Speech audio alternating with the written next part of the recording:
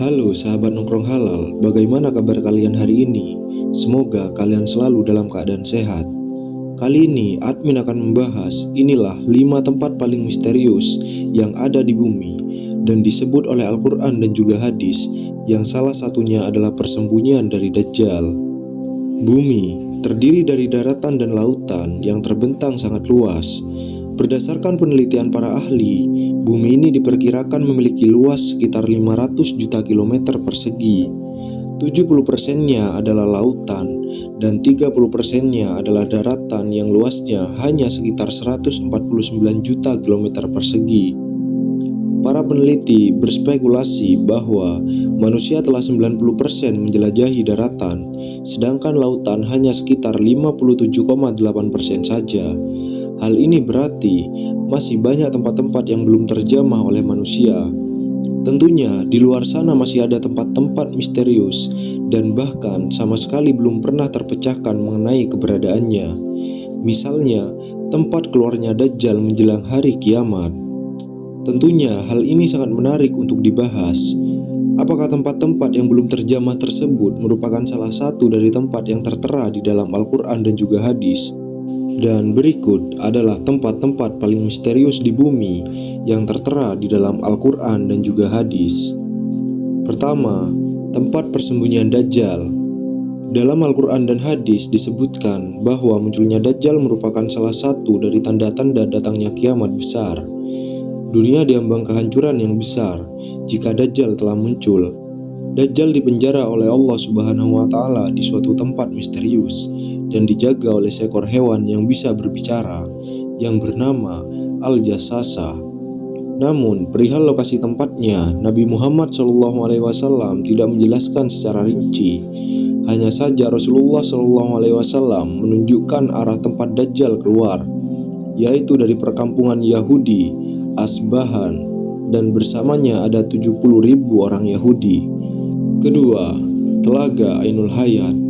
Ainul Hayat merupakan sebuah telaga atau sebuah tempat yang memiliki mata air yang kalau airnya diminum, maka orang itu tidak akan mati sampai hari kiamat, kecuali dia memohon kepada Allah untuk dimatikan. Kisah tentang tempat Ainul Hayat ini berhubungan erat dengan dua tokoh besar, yaitu Raja Zulkarnain dan penasihatnya, yaitu Nabi Khidir alaihissalam. Ada sebuah riwayat dari As-Salabi dari Imam Ali. Suatu hari Raja Zulkarnain bertanya kepada malaikat tentang bagaimana ibadahnya malaikat kepada Allah Sang Pencipta. Kemudian malaikat pun memberitahu kepada Zulkarnain bahwasanya ada malaikat yang sejak dia ciptakan, dia selalu sujud dan tak pernah mengangkat kepalanya untuk selamanya, karena dia tidak tahu menyia-nyiakan waktu untuk selalu beribadah kepada Tuhannya. Maka Zulkarnain yang mendengar penuturan dari malaikat itu, dia menjadi tertarik sebab Zulkarnain ingin hidup abadi supaya dia bisa lebih lama beribadah kepada Allah Subhanahu wa Ta'ala. Lalu dicarilah telaga itu oleh Zulkarnain dan Khidir alaihissalam beserta dengan pasukan kerajaannya. Kemudian mereka menemukannya di tempat terbitnya matahari. Tempat itu digambarkan sebuah tempat yang gelap, namun bukan berarti seperti gelap malam hari, tetapi gelap karena ada semacam asap atau kabut tebal.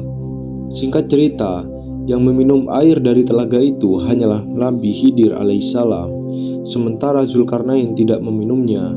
Makanya ada khilaf dari para ulama. Ada yang mengatakan bahwasanya Nabi Khidir masih hidup sampai hari ini, tapi ada juga yang mengatakan Nabi Khidir sudah wafat. Kemudian pada abad ke-14 ada seorang penjelajah yang bernama Juan Ponce de Leon yang diutus oleh seorang raja yang bernama Raja Ferdinand, ditugaskan dalam memimpin ekspedisi pencarian mata air, atau dalam istilahnya disebut dengan Ainul Hayat yang merupakan air keabadian. Tetapi sampai akhir hayatnya, De Leon tidak menemukannya, tetapi dia malah tewas karena dipanah oleh suku pedalaman dari India. Dengan demikian, tentang kepastian lokasi telaga Ainul Hayat hingga saat ini masih misterius. 3. Tembok besi Zulkarnain. Tembok ini tertera di dalam Al-Quran, surat Al-Kahfi, dan beberapa hadis sahih. Singkatnya, tembok besi yang dibuat oleh Raja Zulkarnain ini berfungsi untuk mengurung dua kabilah perusak, yaitu Ya'jud dan Ma'jud. Tembok ini akan runtuh ketika dunia diambang kiamat dan kaum yang ada di dalamnya akan melakukan perusakan di seluruh dunia. Jumlah kaum ini sangat banyak. Diriwayatkan kalau ada satu manusia berarti jumlah Ya'juj dan Ma'juj ada 999. Menurut survei pada tahun 2021, penduduk bumi ada 7,88 miliar. Artinya, jumlah Ya'juj dan Ma'juj adalah 788 miliar dikali dengan 999. Pastinya itu jumlah yang luar biasa banyaknya. Tidak dapat dibayangkan kalau mereka semua keluar, pasti bumi ini akan padat dan berdesak-desakan. Logikanya, tempat Ya'juj dan Ma'juj itu harus luas sekali untuk menampung jumlahnya yang sangat banyak. Mustahil tempatnya hanya berada di sebuah pulau. Minimal dibutuhkan sebuah benua yang sangat luas, dan jawaban yang paling masuk akal adalah tembok Zulkarnain. Bisa saja ada di dimensi lain, atau memang sengaja Allah Subhanahu wa Ta'ala menutupi atau dibedakan dengan dunia manusia. Keempat, Gunung Kaf.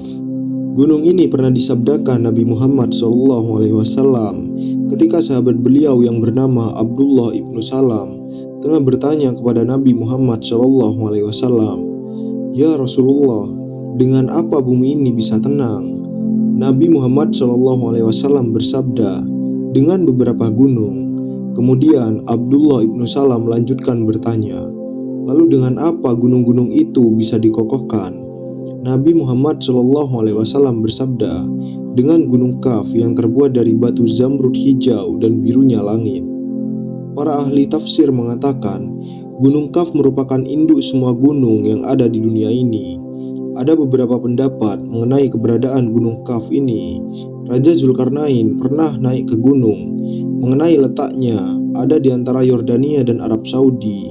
Namun, ada juga pendapat lain mengatakan letaknya ada di daerah Yaman. Selain itu, ada yang menyebut Gunung Kaf berada di suatu daerah sebelum Persia dekat tembok Ya'juj dan Ma'juj. Gunung Kaf dihuni oleh wali Allah yang berjumlah 70 orang karena menjauhkan diri dari duniawi. Di sisi lain, ada pula yang mengatakan bahwa di dekat gunung gaib ini ada sebuah pulau yang bernama Al-Hadar, yaitu tempat bertemunya arus sungai dan laut. Pulau itu dihuni oleh sosok hamba Allah yang soleh yang dikenal sebagai Nabi Khidir alaihissalam. Mengenai lokasi persisnya, sampai saat ini masih menjadi misteri yang belum terpecahkan atau tidak akan sampai terpecahkan. Kelima, Istana Nabi Sulaiman. Kemegahan Istana Nabi Sulaiman tertera di dalam Al-Quran. Menurut beberapa para ahli sejarah Istana megah Nabi Sulaiman dibangun oleh manusia dan juga bangsa jin. Oleh sebab itu, Istana Nabi Sulaiman alaihissalam ini sangat istimewa dan tidak bisa dibandingkan dengan bangunan-bangunan modern seperti sekarang ini. Istana Nabi Sulaiman disebut dengan Solomon Temple atau Kuil Sulaiman. Hal ini sesuai dengan literatur bangsa Yahudi bahwa Istana Nabi Sulaiman alaihissalam sekarang ini sudah tidak ada lagi alias sudah runtuh. Yang tersisa hanyalah tembok sebelah barat dari bagian kuil. Bagi orang Yahudi, bangunan ini dinamai tembok ratapan.